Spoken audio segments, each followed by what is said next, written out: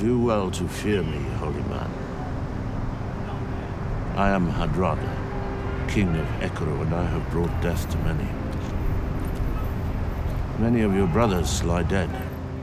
If you were clutching a sacred book that dictated the spiritual lifeblood of an entire kingdom, with a horde of cold-blooded, bloodthirsty Vikings right behind you who butcher monks for sport, could you survive 3 days in a wilderness shrouded in bitter winter and despair? In 793 AD, the biting winter wind slashed across the coastline of the British Isles like a blade. The leaden sky seemed heavy enough to crush the earth below. Lindisfarne Monastery. It was a pristine sanctuary of faith, aloof from worldly strife, and the spiritual symbol of the entire kingdom. Hereward, a young novice monk, was kneeling in prayer on the freezing stone floor. His eyes, untainted by the secular world, were filled with devout reverence for God. However, little did he know that a bloody storm, one capable of plunging him into a living hell, was brewing at the edge of the horizon. Out on the sea, several deep-drafted dragon ships tore through the dense sea fog. Like prehistoric leviathans emerging from the abyss, they silently closed in on the tranquil beach. These were the Vikings, a horde of berserkers who would later be known to history as the Demons of the North, the story of a Viking saga.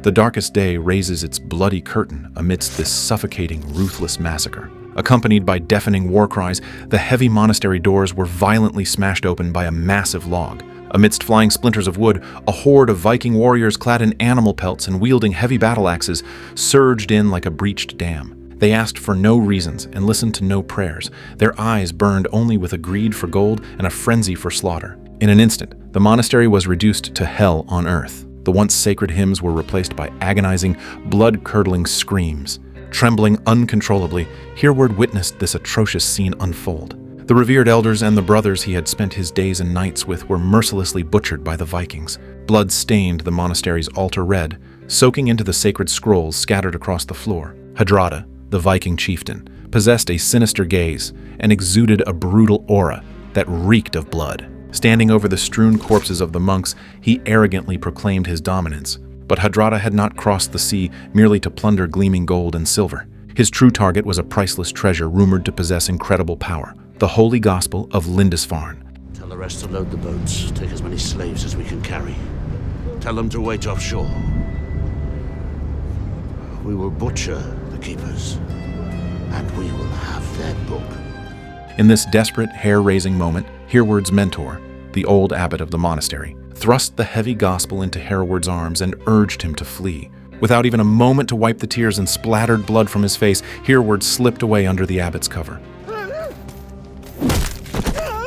Where's the book, monk?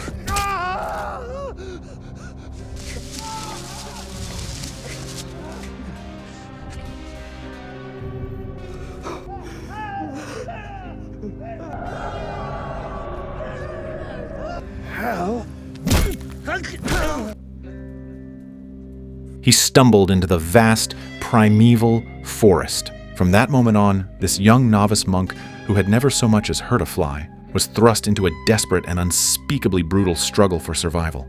God has abandoned us. No, he has not abandoned us. They will come. Many have turned their back on the word. We live in dark times, boy. The heathen destroyed the monastery, slaughtered our brothers. Were they all sinners? Did they turn their back on the word? No. It was the bloody work of men, not the punishment of God. However, how could the Vikings, with their hound-like instincts, let this lone survivor slip through their fingers? While tallying the spoils of war, Hadrada quickly realized that the most precious holy book was missing. His fury was instantly ignited. He immediately handpicked the most bloodthirsty and elite killers among his ranks, assembling a terrifying death squad. Like phantoms, they began hunting down Hereward's trail. Though small in number, every member of this squad was a battle-hardened killing machine. At this point, the film delivers an overwhelming sense of oppression. The desaturation of color reduces the entire world to a profoundly suffocating shade of gray. Only when blood violently spurts does that glaring red appear exceptionally shocking and visceral. This perfectly accentuates the deep-seated despair within Hereward, foreshadowing a journey destined to be mired in death and mud. Hereward sprinted frantically through the muddy forest. Barbed brambles slashed through his robes and tore at his flesh. He didn't dare stop, knowing full well that the battle axes of the demons close behind could cleave his skull open at any moment. However, sheer physical exhaustion and paralyzing fear soon pushed him to the brink of collapse. Near a murky bog, he lost his footing and crashed heavily into the thick mud. Looking back in utter despair, he could hear the blood-curdling whistles and sinister laughter of the Vikings echoing from deep within the woods. They were closing in, just as Hereward thought his doom was sealed, squeezing his eyes shut to whisper a final prayer to God. The gears of fate turned in a most brutal fashion. Hereward snapped his eyes open in horror, only to see a burly, ruggedly bearded man standing before him like an avenging deity. The man was clad in chainmail, crusted with dried blood, gripping a longsword that still dripped with fresh gore. His gaze was as icy and unforgiving as the British winter itself. He was a zealot warrior of Christ, a swordsman who would not hesitate to draw his blade and kill for his faith.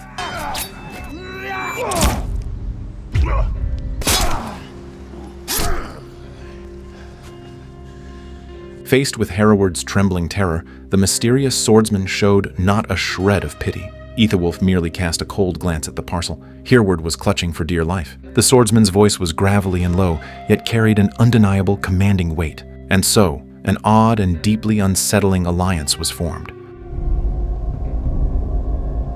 A defenseless novice monk who sought solace only in scripture, and a cold-blooded killer whose hands were drenched in blood, defending his faith through sheer violence.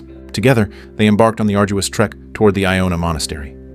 Their journey was nothing short of a death march on a knife's edge. This ancient land was not only battered by hostile weather, but also teemed with countless unseen perils. They had to constantly evade the relentless Viking death squad dogging their every step, while also remaining ever vigilant against the pagans and barbarians lurking in the deep, untamed woods. While traversing the desolate moors, they were unfortunately ambushed by Hardrada's men. It was an incredibly primal, bloody, and entirely unglamorous melee. Aethelwulf displayed terrifying combat prowess. His swordsmanship was devoid of any flashy flair.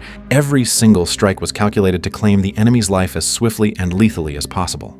He shattered one Viking's facial bones with the pommel of his sword before using the blade to surgically slit another's throat. As blood soaked the withered grass red, Hereward cowered behind a massive boulder. Clutching the holy book to his chest, his stomach churned violently. Hereward felt a sliver of doubt shake his faith for the very first time. Was it truly necessary to snuff out human lives in such gruesome ways just to protect sacred dogma? Meanwhile, within the Viking camp, the brutal laws of survival were also playing out. Hardrada, the tyrannical ruler, tolerated absolutely no challenges to his authority. Following a frustrating setback in their pursuit, one of his men dared to complain about the seemingly aimless chase. He argued that sacrificing so many brothers for a mere book was simply not worth it. One more word, snake, and I'll leave you here for the crows. Move! We will find the book. Scanning his now deathly silent men, Hardrada declared in a bone-chilling voice, "That is not just a book. It is the key to ruling this land. Anyone who dares to take a single step back will share his fate." This suffocating internal pressure and the ever-present threat of sudden slaughter drove the death squad to even greater depths of madness and unhinged fury. As their journey pushed deeper into the wilds, Hereward's psyche underwent a profound transformation. His initial cowardice and terror gradually gave way to a hardened numbness. He had witnessed far too many massacres sparked by differing faiths. The moment those self-proclaimed servants of God raised their butchering blades, what truly separated them from the so-called pagan demons? We'll cut you down! By the flickering campfire, Aethelwulf recounted his past to Hereward. He too was once an ordinary man with a kind heart. But after surviving the brutalities of war and the tragic slaughter of his loved ones, he became fiercely convinced that in this dog-eat-dog world, the only way to truly protect the light was to wield a power greater than the devil himself. Aethelwulf's words were like venomous thorns, sinking deep into Hereward's once pure soul. The atmosphere grew increasingly oppressive. The sky remained a perpetual, gloomy gray, as if the sun would never shine upon this land again. They forded bone-chilling rivers and scaled wind-battered ridges, every footstep paved with blood and sweat. While navigating a cursed forest, they even crossed paths with a bizarre coven of Celtic pagans. With faces smeared in grotesque war paint and murmuring obscure incantations,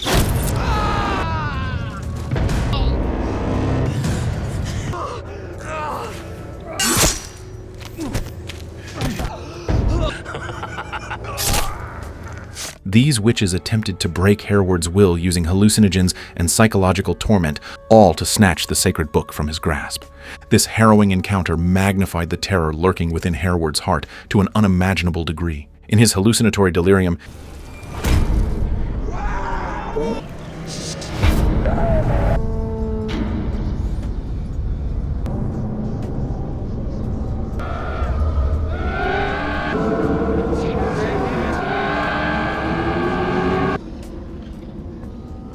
Hereward saw the brutally murdered monks of Lindisfarne manifest as vengeful specters. They clawed at him for his life, condemning his cowardice and pathetic flight. Just as Hereward was on the verge of a total breakdown, mere seconds away from surrendering the Holy Book, Aethelwulf burst forth once more like an unstoppable god of war. With raw, unadulterated violence, he silenced the pagans' bewitching whispers and deceit. But this time, Aethelwulf paid a heavy price. A poisoned dagger had slashed a deep, jagged gash across his abdomen, leaving him bleeding profusely. Meanwhile, the Viking pursuit grew increasingly relentless. Like a starving wolf catching the scent of blood, Hardrada dogged their every step, refusing to let them breathe.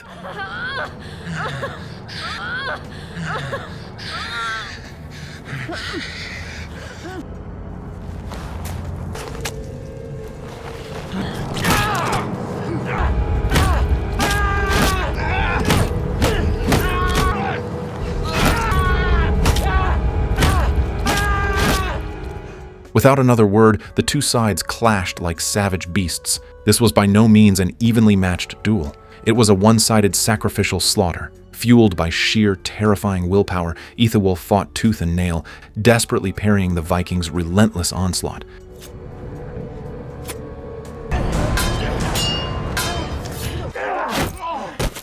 Stepping over Aethelwulf's lifeless body, a blood-soaked Hardrada advanced upon the cornered Hereward. The young monk trembled uncontrollably, but he did not run. He clutched the Holy Gospel of Lindisfarne tightly to his chest. Staring down the approaching Viking warlord, the terror in his eyes vanished, replaced by an almost psychotic, eerie calm. In this fleeting moment, he finally understood the bloody lessons Aethelwulf had imparted along their journey. In the face of absolute savagery and violence, mere prayer is entirely impotent.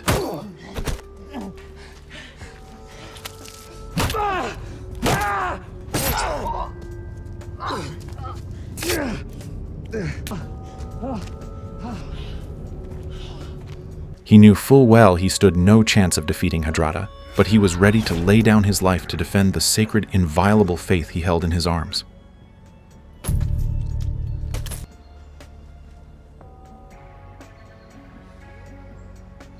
There is no sensational Hollywood twist, no miraculous heroic comeback.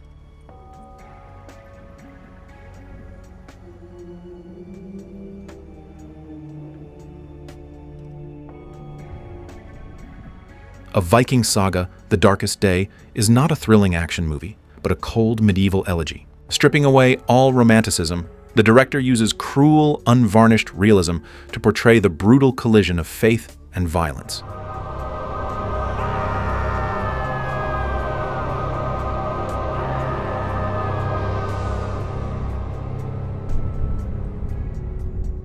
The Holy Gospel of Lindisfarne is far more than a holy relic.